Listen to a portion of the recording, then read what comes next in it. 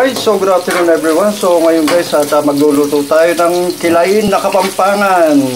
Kilawin. Ayan, Tagalog, kilawin. Adobong paa ng manok.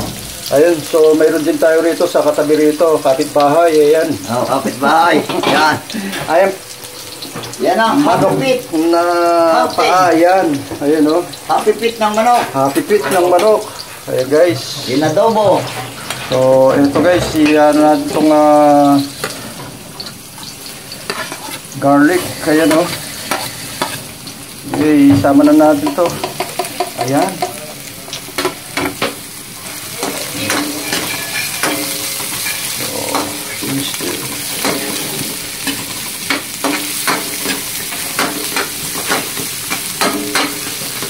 So, ayan guys. So, ito, nandito yung yung pork natin. Ito, nahiwa na.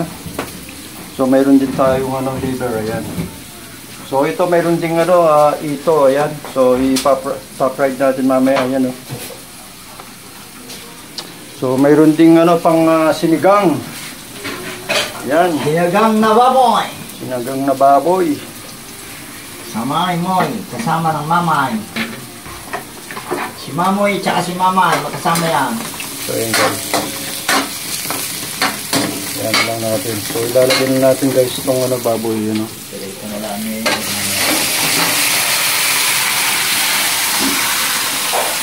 baboy.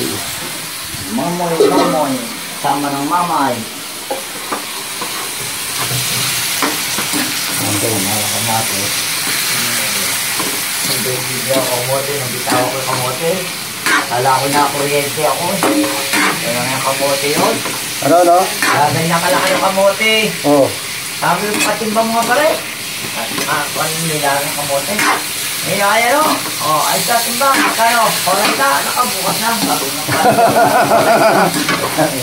So, ayan guys, i-update ko kayo mamaya. Pagluto na. Thank you so much.